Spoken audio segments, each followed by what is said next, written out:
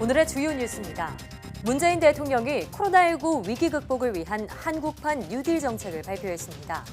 데이터댐과 인공지능 정부, 스마트 의료 등 10대 사업에 2025년까지 160조 원을 투입해 대한민국의 새로운 100년을 설계하겠다고 강조했습니다.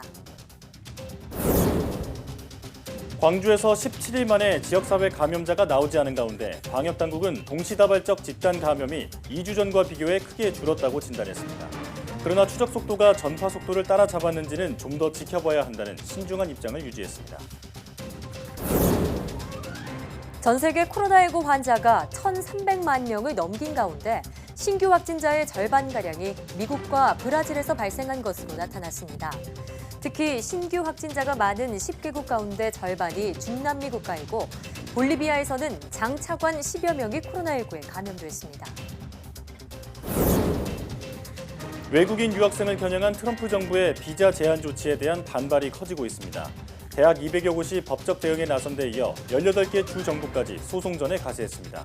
하지만 트럼프 대통령은 가을 학기 수업 재개를 또다시 강조했습니다. 앞으로 세계는 코로나 사태 이전과 이후로 나뉠 것이란 전망이 나올 정도로 코로나19가 가져온 변화가 큽니다. 보건과 의료 외에도 일자리와 환경 등 사회문화 전반으로 변화가 빠르게 확산하고 있는데요. 오늘 취재 파일에서는 각종 통계 수치로 코로나19 사태 전후를 비교해봅니다.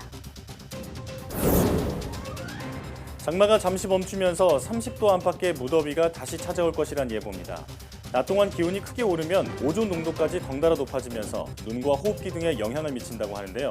오존이 정확히 무엇이고 어떤 역할을 하는지 날씨학 개론에서 알려드립니다.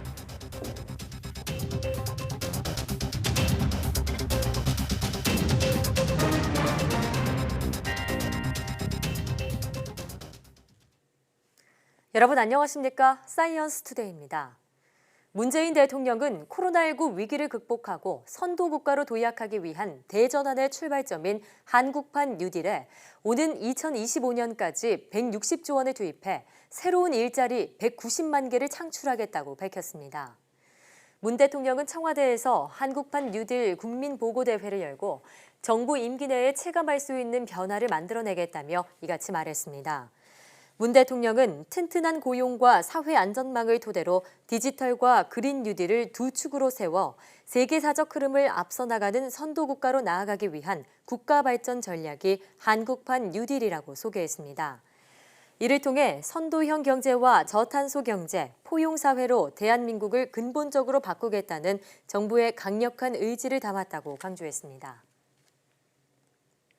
코로나19의 동시다발적 집단 감염이 크게 줄었다고 방역당국이 진단했습니다. 중앙사고수습본부는 최근 2주간 국내에서 코로나19로 인한 산발적 집단 감염 사례가 직전 2주보다 상당 부분 줄었다고 밝혔습니다. 또 집단 감염이 줄면 역학조사가 분산되지 않고 집중적으로 이뤄져 추적 속도가 빨라지는 측면이 있다고 말했습니다. 국내에선 지난 5월 이태원 클럽발 집단 감염을 시작으로 종교 소모임, 실내 체육시설, 노래방, 식당, 방문 판매업체 중심의 집단 감염이 동시다발적으로 발생했습니다. 방역당국은 그러나 최근 집단 감염이 줄었다고 해서 추적 속도가 전파 속도를 따라잡았다고 판단할 수 있는지는 좀 더 지켜봐야 한다고 말했습니다. 코로나19 지역사회 감염이 확산한 광주에서 사회적 거리 두기 2단계가 오는 29일까지 이어집니다. 광주광역시는 감염 연결고리가 10여 곳으로 늘어나면서 상황이 엄중하다고 판단해 15일에 끝나는 사회적 거리 두기 2단계를 보름 더 연장한다고 밝혔습니다. 광주시는 일주일 이상 지역 감염 확진자가 0명이거나 방역 망한 관리 비율 등을 고려해 1단계로 낮출지 결정할 예정입니다. 노인 복지시설에서 무증상 집단 감염이 잇따르면서 복지시설 직원을 대상으로 선제적인 코로나19 진단검사가 시행됐습니다. 시설 안에서 마스크를 의무적으로 착용하도록 하고 침방울이 퍼질 수 있는 활동은 없앴지만 감염 우려는 아직 남아있는 상황입니다. 손효정 기자입니다. 빗줄기가 내리는 굳은 날, 광장 한쪽에 설치된 천막 아래 긴 줄이 늘어섰습니다. 최근 노인복지시설에서 무증상 감염 사례가 잇따르면서 증상에 상관없이 직원들이 검사받을 수 있도록 선별진료소가 설치된 겁니다. 광진구에 있는 노인 요양시설에서 근무하는 직원들이 코로나19 진단검사를 받고 있습니다. 시설 44곳에서 일하는 680명이 대상입니다. 거동이 불편하거나 인지 기능이 떨어지는 어르신을 옆에서 돌봐야 하는 만큼 밀접한 접촉이 많을 수밖에 없는 상황. 외부에서 시작된 감염이 집단적으로 퍼지지 않을까 우려가 큽니다. 면역력이 약하니까 그런 것도 걱정이 되고 종사자 입장에서 어르신들이 가족분들하고 같이 사시는데 또 그분들에 의해서 감염이 될까 봐. 몸이 불편한 사람들은 탈 때 잡아주고 또 올라가서 의자에 앉는 데까지는 도와주고 해야 되니 조금 접촉이 많죠. 서울 도봉구 데이케어 센터 집단 감염 이후 현장에선 외부 강사의 출입도 막고 침방울이 퍼질 수 있는 프로그램도 취소했습니다. 하지만 답답하다는 이유로 마스크를 제대로 안 쓰는 경우도 있고 많은 어르신이 공동 생활을 하면서 거리 두기가 지켜지긴 어렵습니다. 치매에 이제 그쪽에 어르신들이 있기 때문에 이렇게 내릴 수가 있어요. 그러면 또 가서 다시 올려드리고 신경을 그러니까 더 이제 2배로 더 쓰고 있어요. 그렇다고 돌봄이 필요한 노인들이 시설을 이용하진 않을 수 없습니다. 70분 정도가 이분들은 집에서 가족들이 다 직장 나갔든지 아니면 독거라든지 돌봄이 필요하신 분들이라서 저희가 긴급 돌봄으로 저희가 운영을 하고 있거든요. 서울시는 오는 16일까지 복지시설 직원을 대상으로 한 진단검사를 마무리한 뒤 새로 입소하는 이용자와 직원에 대한 검사를 무료로 지원할 예정입니다. YTN 손유정입니다. 교회발 감염이 잇따르면서 최근 정부가 전국 교회에 방역 수칙을 의무적으로 준수하라고 밝혔는데요. 소형 교회는 코로나19 장기화로 이미 재정난에 직면한 마당에 방역 수칙까지 준수하느라 이중고에 빠졌다는 목소리가 높습니다. 홍민기 기자가 보도합니다. 신도가 30명인 교회를 이끄는 목사 양승일 씨는 요즘 평일 예배를 혼자 진행합니다. 일요 예배에도 9명만 참석했습니다. 지난 3월부터 중단했던 현장 예배를 지난달 재개했는데 신도가 줄어든 겁니다. 코로나 때문에 못 온다. 그리고 또 집에서도 코로나 끝난 다음에 가라 그래가지고 못 오는. 지역 교회 연합에서 주는 지원금으로 근근히 버티고 있지만 코로나19 사태 속에 재정난이 언제나 해결될지 막막합니다. 작은 교회는 더 이제 타격을 많이 입죠. 그 완전히 의존하고 있었는데 안 오니까 안 나오니까. 전국 교회에 의무화된 방역 수칙도 소형 교회엔 또 다른 부담입니다. 교회 예배당입니다. 코로나19 확산 전에는 100명 넘는 교인들이 빽빽이 들어찼지만 지금은 사회적 거리 두기를 지키기 위해 10명 정도만 앉을 수 있습니다. 현장 예배에 나온 교인들이 많을 땐 돌려보내야 하는 상황인 겁니다. QR코드는커녕 명부 작성조차 힘든 경우도 있습니다. 이 교회는 노숙인과 홀몸 노인을 위한 예배를 주로 하는데 휴대전화나 신분증이 없는 경우가 적지 않기 때문입니다. 그런데 그분들이 이제 없다고 해서 딱 끊을 길이가 참 목사로서 굉장히 어려운 거죠. 네, 이 문제를 지금 굉장히 고민 중에 있는 거죠. 소형 교회는 전체 교회의 60% 정도로 전국 6만 4천 곳에 달합니다. 지자체나 방역당국은 소형 교회에 대한 지원책만 따로 마련하기는 어렵다는 입장입니다. 핸드폰은 요즘 웬만한 분 다 가지고 있잖아요. 아직 그것까지는 지금 구체적인 계획은 없고요. 따라서 재정과 방역 측면에서 안정된 대형 교회가 소형 교회에 재정적, 기술적 지원을 하는 일각의 교류를 개신교 전반으로 넓혀가는 게 필요하다는 목소리도 나옵니다. YTN 홍민기입니다.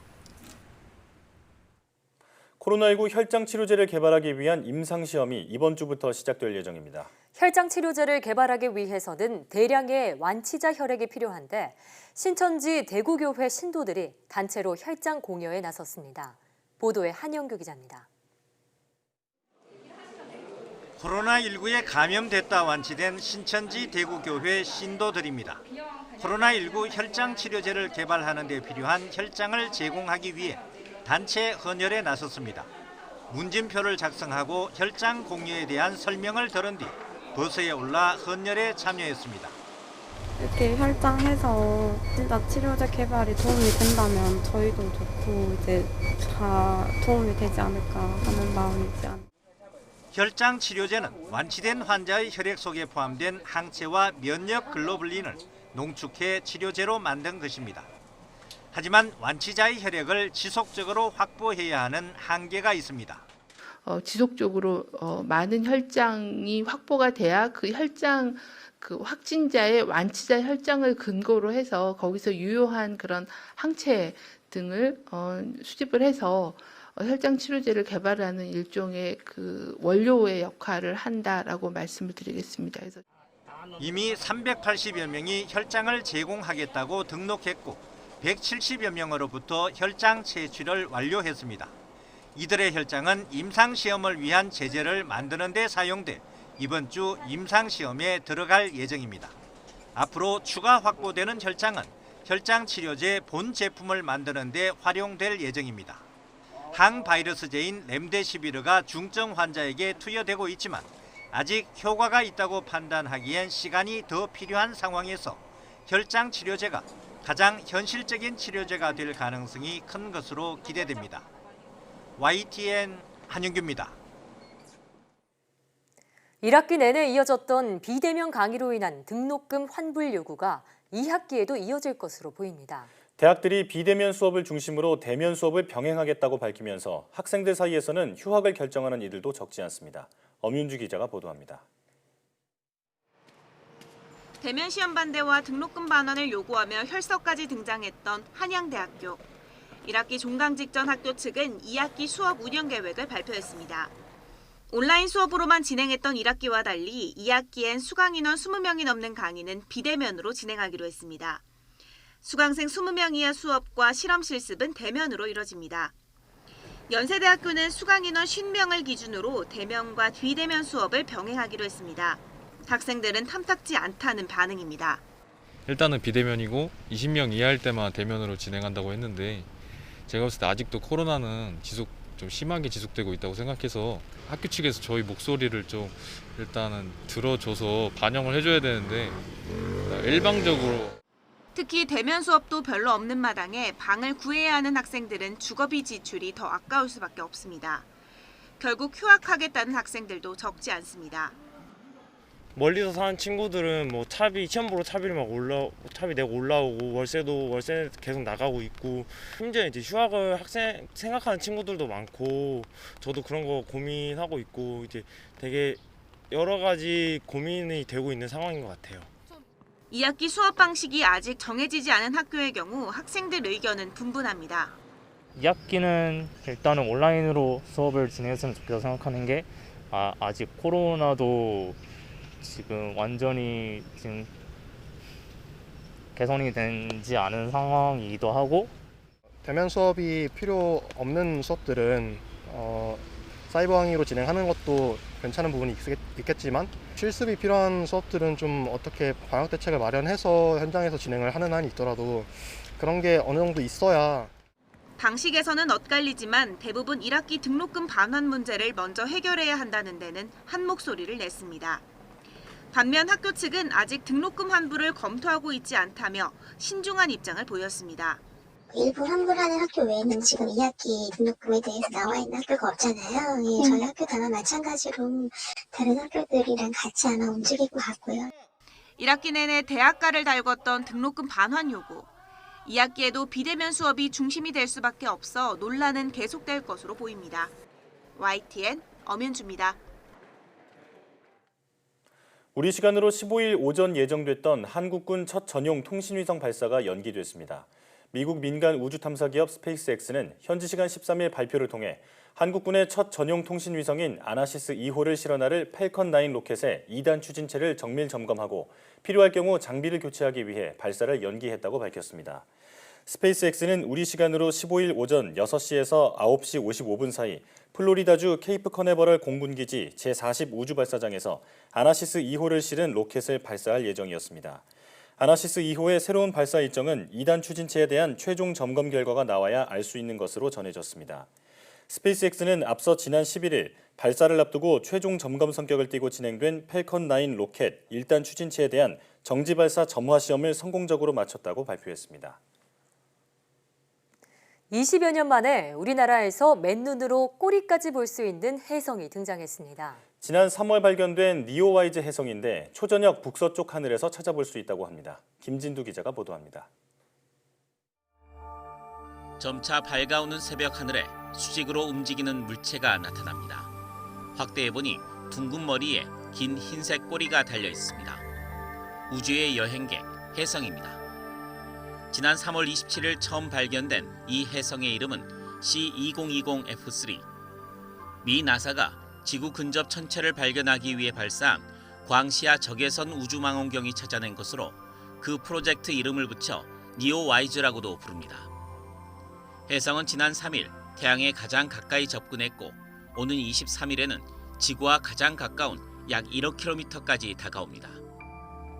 현재 이 혜성의 밝기는 약 1.3에서 2등급 정도로 맨눈으로 충분히 볼 수 있는 수준입니다. 하지만 시간이 갈수록 밝기가 줄어들기 때문에 이번 주가 관측의 최적기가 됩니다.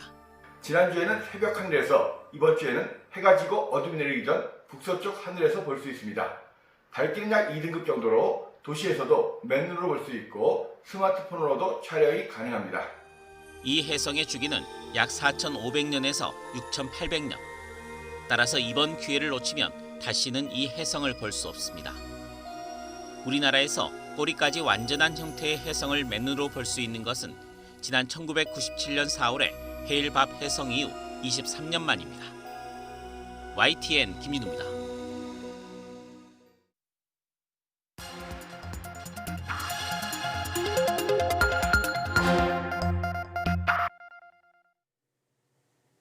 다양한 분야의 과학 이슈를 과학 기자의 시각으로 집중 분석하는 사이언스 취재 파일 시간입니다. 네, 오늘은 이혜리 기자와 함께합니다. 어서 오세요. 네, 안녕하세요. 네, 오늘은 어떤 소식 준비하셨나요? 네, 코로나19로 우리 일상이 정말 많이 달라졌죠. 사람 많은 곳에 가는 게 좀 두려워진 것도 있고요. 예년 같았으면 벌써 어디로 휴가를 떠날지 계획을 세웠을 것 같은데 해외여행을 아예 못 가는 것도 있고 또 국내 여행도 사실 좀 망설여지는 그런 현실인데요. 네. 그래서 오늘은 코로나19가 바꿔놓은 우리의 일상 그리고 현실을 분석해놓은 연구 결과에 대해서 준비해봤습니다. 거의 인류의 모든 일상이 통째로 바뀌었다 이렇게 말을 해도 과언이 아닐 정도로 이제 많이 영향을 받았는데 이 최근 연구에서는 어떤 내용이 담겨 있을지 궁금한데요. 네, 먼저 이번 연구는 호주 시드니 대학을 중심으로 진행이 됐고요. 18살 이상 성인 1,400여 명을 대상으로 설문조사 등을 실시했습니다. 위생과 관련한 사람들의 인식이 어떻게 변했는지를 조사한 문항부터 살펴보면 코로나19로 인해서 개인 위생을 높이기 위한 행동, 예를 들면 손잡이를 닦는 행동이라던가 평소보다 손을 자주 씻는 등의 이런 행동을 했다고 답한 비율이 평소보다 모두 늘어난 것으로 확인이 됐습니다. 이뿐만이 아니라 의도적으로 사회적인 모임을 취소하거나 연기했다고 답변한 사람, 그리고 여행을 취소하고 사람이 많이 붐비는 곳을 피한다고 답한 비율도 크게 늘어난 것을 알 수 있었습니다. 네, 저만 해도 올해 들어서 아예 못 만난 친구들이 많은데 약속을 좀 잡고 싶어도 잡기가 조심스럽더라고요. 앞서 개인 위생을 신경 쓰는 분들이 늘어났다고 하는데 정말 감기 환자나 눈병 환자가 줄었다고 하죠. 전 세계적으로 위생에 대한 경각심이 좀 높아진 것 같아요. 네, 그렇습니다. 그런데 이런 변화는 비단 개인의 위생뿐만이 아니라 전반적으로 경제나 일자리 부분에서 특히 좀 두드러지게 나타났는데요. 일자리와 경제 쪽의 문제를 살펴보면 코로나19로 우선 세계 소비가 3조 8천억 달러 감소했습니다. 이를 우리 돈으로 환산해보니 4,580조가 넘는 금액입니다. 또 이 상근직 일자리의 수도 감소했는데요. 세계 노동 인력의 4.2%인 약 1억 5천만 개의 일자리가 감소한 것으로 나타났습니다. 임금 소득 역시 2조 1천억 달러 감소했고요. 이런 경제적인 타격은 운송과 여행을 중심으로 일어났고 지역별로는 아시아와 유럽, 미국, 중국이 큰 타격을 입은 것으로 나타났습니다. 세계 소비가 3조 8천억 달러, 우리 돈으로 보면 이제 4천조 원이 넘는 돈이 줄었다고 하니까 정말 엄청난 수치인데요. 자, 그런데 이제 환경 측면에서의 변화도 눈에 띄고 있죠. 네, 그렇습니다. 아무래도 사람 사이의 이동이 줄고 소비가 줄고 그만큼 생산이 감소하면서 이 환경이 온실가스 배출량이 줄었다라고 확인이 됐는데요. 코로나19 이후 온실가스 배출량은 2.5기가톤 감소한 기록을 세우면서 인류 역사상 가장 큰 감소폭을 보였습니다. 초미세먼지도 60만 톤 감소한 것은 물론이고 이 화석연료 사용으로 발생하는 이산화황과 질소산화물도 510만 톤이 줄었습니다. 사실 이 사실 자체 자체만 놓고 보면 환경에는 좀 좋은 것이 아니냐라고 뭐 단편적으로 볼 수 있겠지만 네. 이 경제 활동이 축소되면서 불가피한 결과물이기 때문에 네. 조금 씁쓸하지 않나 이런 생각이 듭니다. 예, 그리고 또 코로나 사태가 어느 정도 진정되고 나면은 또다시 공장을 가동하면서 온실가스가 폭발적으로 배출될 수 있다 이런 전망도 나오더라고요. 자, 이처럼 코로나 이후의 시대를 뜻하는 포스트 코로나 시대에 대한 대비도 필요할 것 같은데 자, 이 코로나 사태를 맞아서 또 다른 변화는 어떤 것들이 있을까요? 네, 우선 또 다른 조사를 살펴보면 어떤 집단이 이 코로나19에 가장 취약했는지를 알 수 있는 연구가 있는데요. 국내 상황의 경우에는 코로나19가 심화한 지난 3월 11만 5천 명의 여성이 일자리를 잃은 것으로 확인이 됐습니다. 네. 이는 같은 기간 남성 8만 1천 명보다 더 높은 수치인 것으로 분석이 됐고요. 세계노동기구도 코로나19로 청년과 노인, 여성, 또 이주자, 서비스업 종사자 등 특정 계층과 집단에서 일자리 상실이 두드러지게 나타날 것이라고 강조하기도 했습니다. 네. 어떻게 보면 일반적으로 경제적 여건이 좀 취약했던 집단에서 코로나19로 인한 경제적 타격이 더 크게 일어났다라고 볼 수 있겠습니다. 전문가의 이야기 들어보시겠습니다. 소비 심리가 더 위축될 수밖에 없고요. 그리고 우리 경제 전체적으로 보면은 작년에 지역별로 국가별로 보면은 대부분의 수출이 감소했는데 미국으로만 증가했거든요. 그런데 올해 미국 경제가 나빠지고 미국 사람들 소비 줄이면은 우리 미국으로 수출이 줄어들면서 우리 경제 성장이 떨어지고 나중에 채광 경기도 더 악화될 수가 있는 거죠. 네, 뭐 이렇게 우리나라는 물론이고 전 세계의 경제 전망이 어두운 상황인데 이런 가운데서 또 인도에서는 빈민가에서 수십 원짜리 마스크를 단 한 장도 구하기 어려운 사람이 대부분인데 일부 부유층에서는 뭐 황금으로 만든 수백만 원짜리 마스크를 착용한다거나 다이아몬드가 박힌 마스크까지 등장하는 모습을 보이면서 코로나19의 어떤 씁쓸한 이면을 보여주기도 했습니다. 네. 요즘 디지털 혜택으로부터 그 소외된 사람까지 모두 포용해야 한다는 그 디지털 포용에 대한 이야기가 화두이기도 한데 이런 같은 맥락으로 봤을 때 포스트 코로나 시대에 우리가 어떤 점을 염두에 두고 또 어떤 소외된 이웃이 있는지 확인해야 하는 그런 분석들이 아니었나 싶습니다. 자, 이혜리 기자와 함께했습니다. 오늘 이야기 잘 들었습니다. 고맙습니다.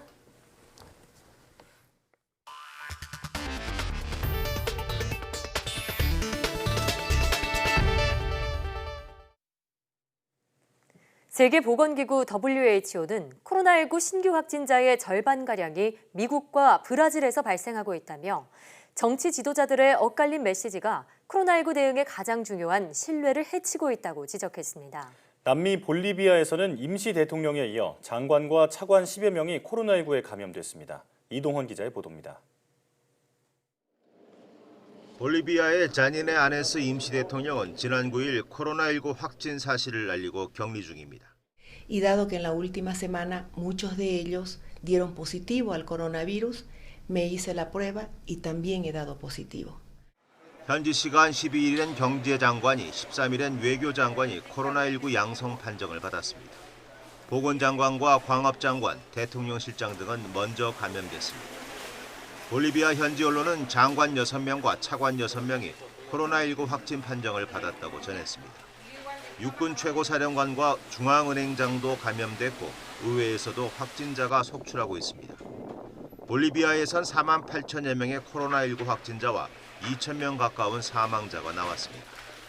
이런 가운데 세계보건기구 WHO는 전 세계 코로나19 신규 확진자의 절반가량이 미국과 브라질에서 나오고 있다며 많은 나라가 잘못된 방향으로 가고 있다고 지적했습니다. Mixed messages from leaders are undermining the most critical ingredient of any response: trust. WHO는 각국 정부가 과학에 기초한 종합적인 대책을 펴지 않고 시민들이 사회적 거리두기와 마스크 착용 등 기본적인 예방 수칙을 지키지 않는다면 상황은 더 악화할 것이라고 경고했습니다. YTN 이동원입니다. 한국인 유학생이 미국 대학의 수업 과정에 아직 등록하지 않았다는 이유로 미국 공항에서 입국을 거부당했다고 미국 언론들이 보도했습니다. 미국 시카고 드폴 대학 등 미국 50국의 대학은 온라인 수강 유학생에 대한 정부의 비자 제한 조치를 막아달라는 소송을 내면서 한국 유학생에 대한 입국 거부 사례를 공개했다고 현지 시각 13일 시카고 트리뷴 등이 보도했습니다. 이들 대학은 현지 시각 12일 법원에 제출한 소장에서 미국 정부가 새로운 비자 제한 규정을 적용해 한국인 유학생의 입국을 부당하게 금지했다고 밝혔습니다. 미국 국토안보부 산하 이민단속국은 지난 6일 학생과 교환 방문자 프로그램 개정안을 통해 가을 학기에 온라인 수업만 듣는 학생에게는 체류 비자를 내주지 않겠다고 발표했습니다. 이민단속국의 발표 후 한국인 유학생의 입국 거부 사례가 공개된 것은 이번이 처음입니다. 외국인 유학생을 겨냥한 트럼프 행정부의 비자 제한 조치에 대한 반발이 커지고 있습니다. 200여 곳의 대학들이 직간접적으로 법적 대응에 나선 데 이어 18개 지방정부까지 소송전에 가세하고 나섰습니다. 하지만 트럼프 대통령은 이 같은 반발에 물러서지 않겠다는 듯 가을 학기 수업 재개를 또다시 강조했습니다. 조승희 기자의 보도입니다. 온라인 수업만 수강하는 유학생 비자를 취소한다는 트럼프 행정부의 조치가 강한 역풍을 맞고 있습니다. 매사추세츠 등 17개 주와 워싱턴 DC가 이를 저지하겠다며 보스턴 연방지방법원에 소송을 제기한 것입니다. 소송에 동참한 각 주 법무장관들은 모두 민주당 소속입니다. 매사추세츠 법무장관은 당국으로부터 해당 규정의 근거에 대한 설명도 듣지 않은 상황에서 대학은 외국인 학생 유지와 캠퍼스 보건 안전 가운데 하나를 선택해야 하는 상황에 몰렸다고 성토했습니다. 17개 주정부에 앞서 이미 200곳이 훨씬 넘는 대학들이 직간접적으로 법적 대응에 나선 상황입니다. 하버드대와 MIT 공대가 지난 8일 관련법 개정안 시행 중지 가처분 신청을 내자 캘리포니아주와 존스홉킨스 대학도 별도로 소송을 제기했습니다. 스탠퍼드대, 듀크대 등 59개 대학도 법원에 이에 동조하는 내용의 의견서를 제출해 지원 사격에 나섰습니다. 이와 별도로 대학과 이민에 관한 총장연합이라는 180개 대학 모임도 코로나19가 여전히 심각한 만큼 온라인 수업 관련 규정은 유지되어야 한다는 취지의 의견서를 법원에 낸 것으로 전해졌습니다.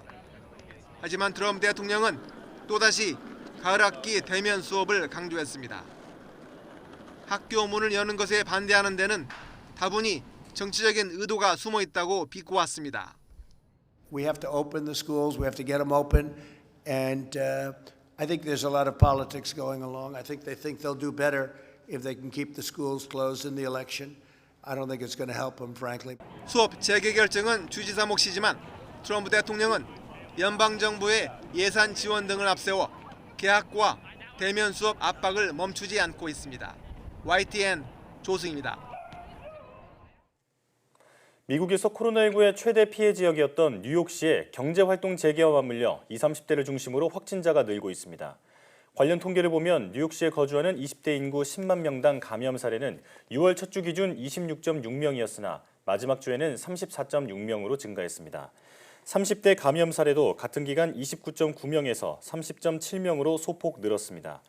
이와 관련해 빌 더블라지오 뉴욕시장은 코로나19의 존재감이 많이 감소했지만 젊은이들 사이에 걱정스러운 추세가 나타나고 있다고 말했다고 정치 전문 매체 폴리티코가 13일 전했습니다. 미국인 100명 가운데 1명 이상이 감염될 정도로 코로나19가 급속히 확산하고 있지만 재선을 위해 경제 재개를 압박하는 트럼프 대통령 탓에 대처는 난항을 겪고 있습니다. 가장 신뢰받는 전문가인 앤서니 파우치 박사는 늦어도 내년 초까지 하나 이상의 백신을 가질 수 있다고 밝혔습니다. 워싱턴 강태욱 특파원의 보도입니다.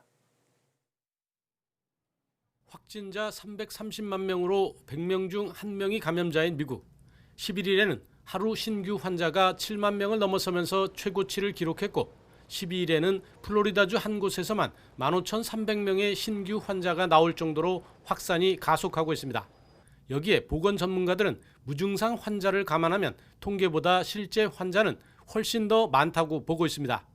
하지만 마스크 착용 의무화나 경제 봉쇄 등 적극적인 대처는 이루어지지 못하고 있습니다. 재선을 위해 경제 재개와 학교 개학을 원하는 트럼프 대통령과 공화당 소속인 주지사들이 규제를 가로막고 있기 때문입니다.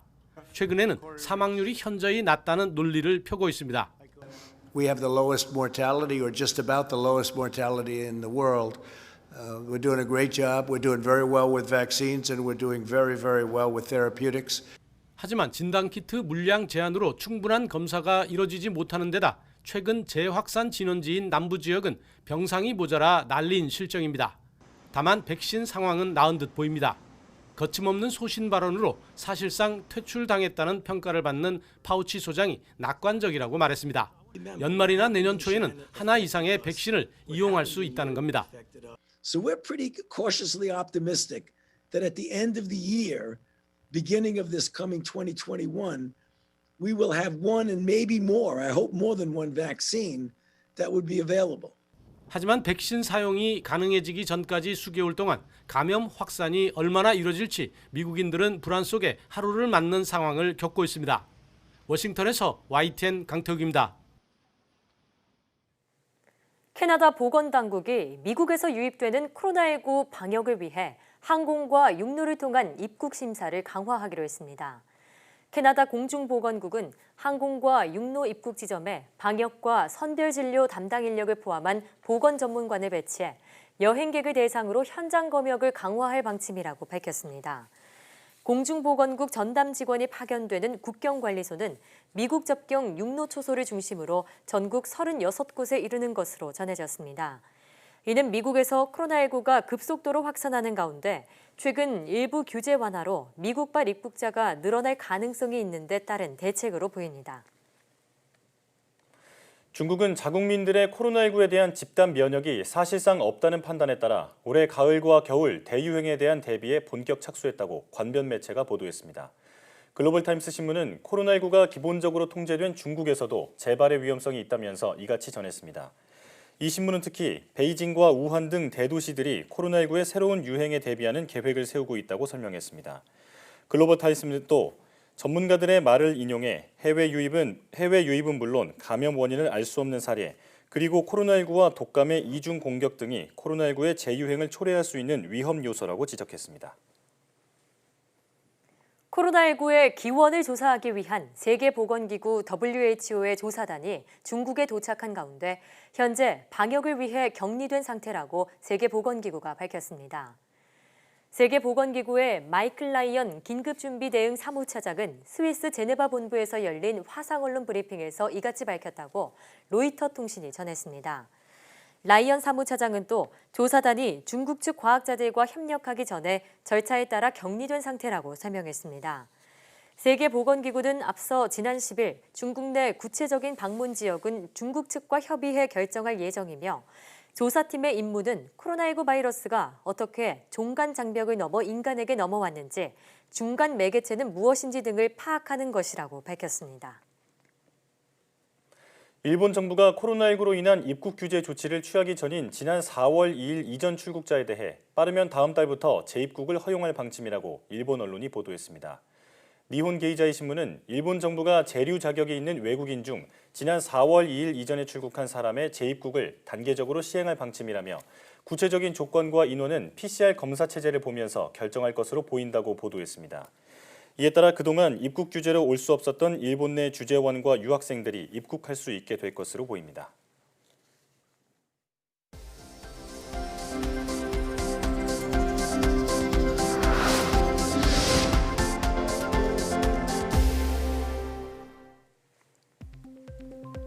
지난 4월 26일 이후 집중적으로 발생한 해남 지진의 발생 원인을 분석한 결과 대형 지진 발생 가능성이 적은 것으로 평가됐습니다.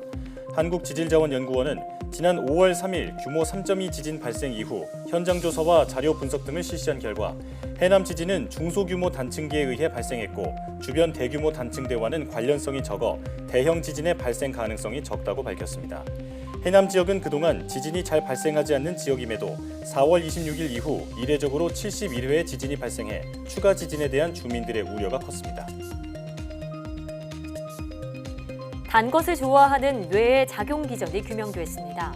미국 아이오와대 연구팀은 혈당 수치가 올라가면 간에서 호르몬 FGF21이 생성돼 뇌의 당 선호 욕구를 억제한다는 점을 입증했습니다. 또 FGF21 호르몬이 글루탐산 신경 전달과 관련한 신경세포를 표적으로 삼는다는 것도 규명했습니다. 연구팀은 이런 표적을 정밀하게 조절하는 물질을 개발하면 신약 개발로 이어질 수 있을 것으로 기대했습니다.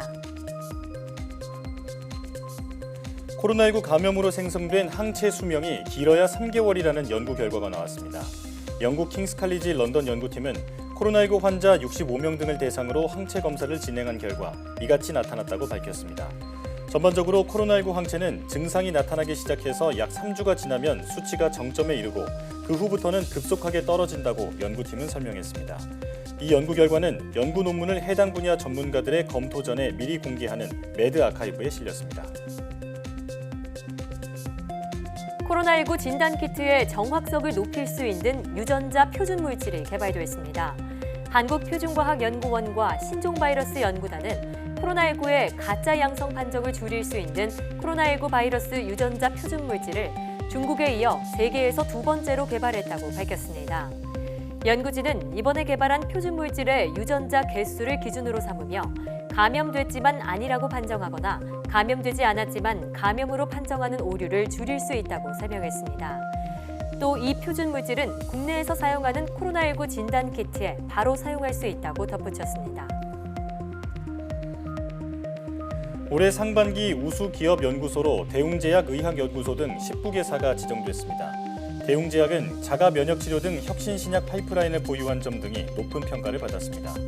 우수기업 연구소 지정 제도는 연구개발 역량이 우수한 기업 연구소를 발굴 육성하기 위해 지난 2017년 도입됐으며 과기정통부는 우수기업 연구소에 국가연구개발 사업 참여 시 우대합니다.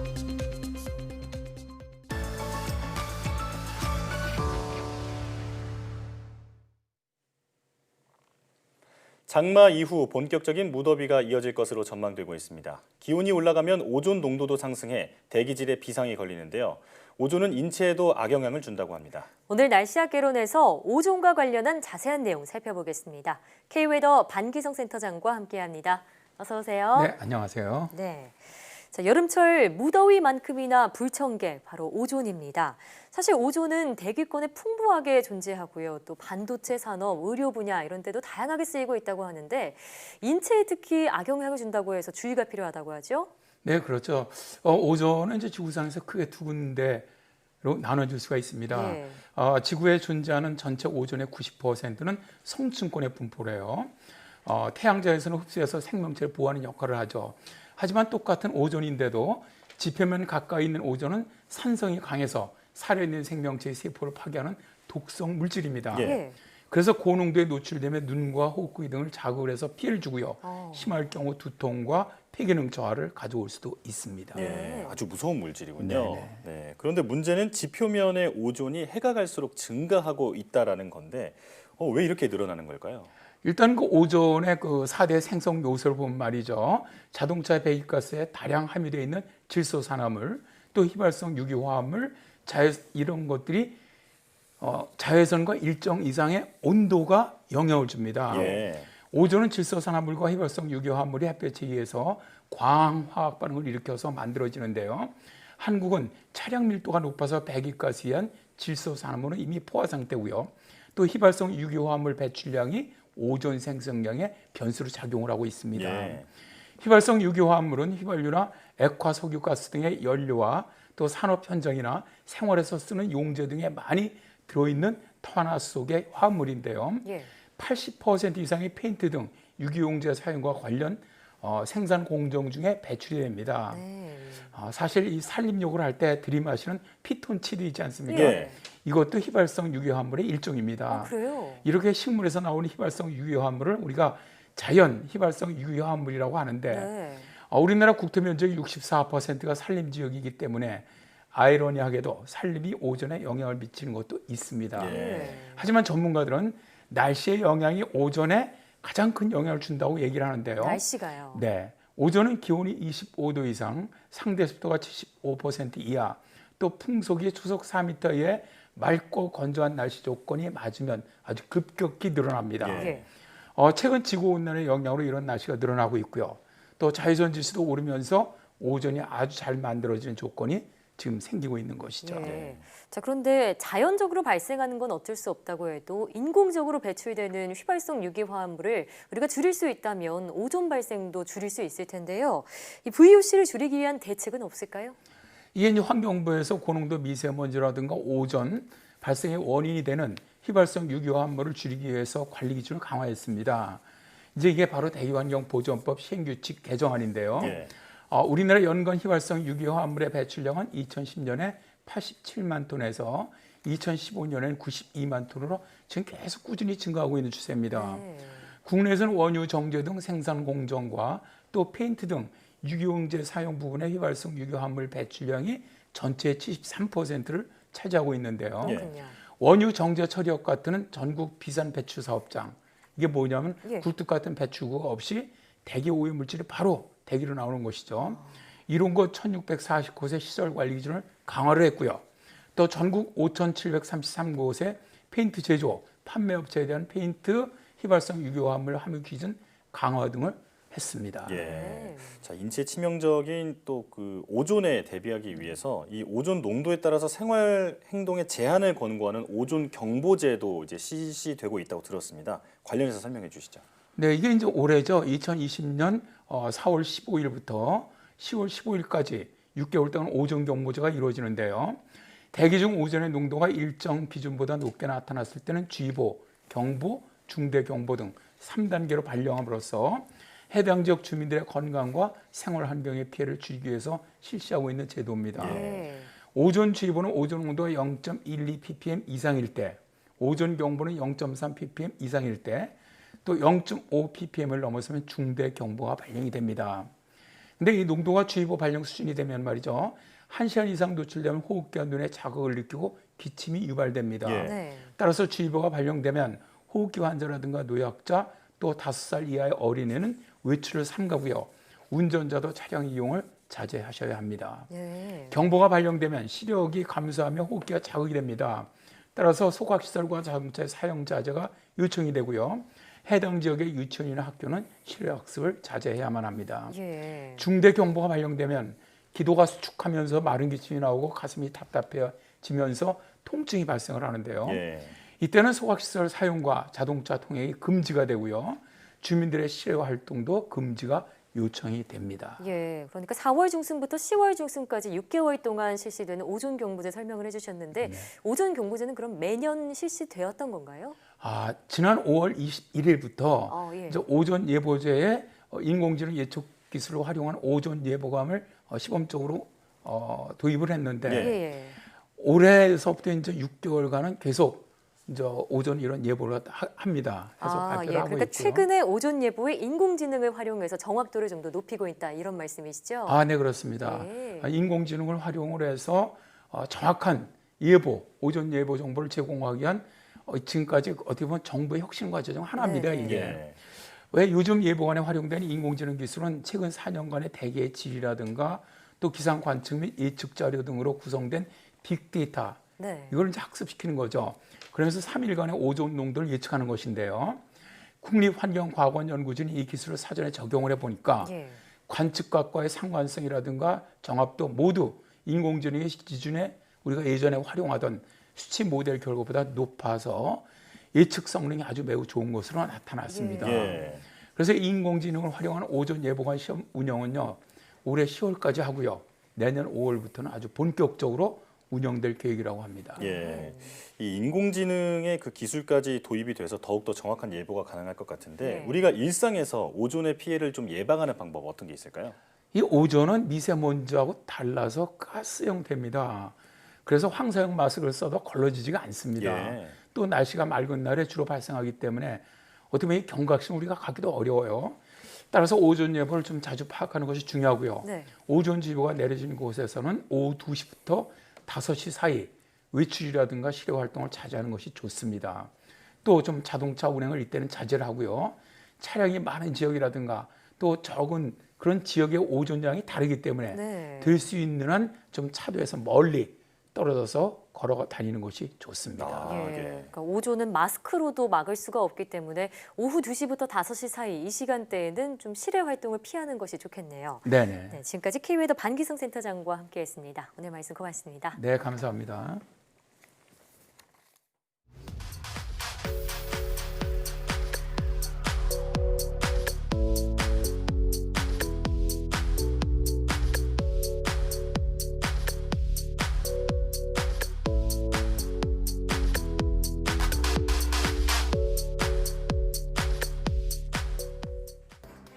정부가 발표한 한국형 뉴딜 정책에는 그동안 빠른 추격자였던 우리나라가 세계를 이끄는 선도 국가로 거듭나려는 의지가 담겨 있습니다. 디지털 뉴딜과 그린 뉴딜을 두 축으로 지속 가능한 성장을 이뤄내겠다고 밝혔는데요. 그 바탕에는 우리나라의 정보통신 기술과 반도체 등 첨단 과학 기술이 자리하고 있습니다. 4차 산업혁명 시대에서 과학기술은 가장 중요한 경쟁력입니다. 한국형 뉴딜 정책의 성공으로 대한민국의 새로운 100년이 열리길 기대합니다. 사이언스 투데이 오늘 저희가 준비한 소식은 여기까지입니다. 함께해 주신 여러분 고맙습니다.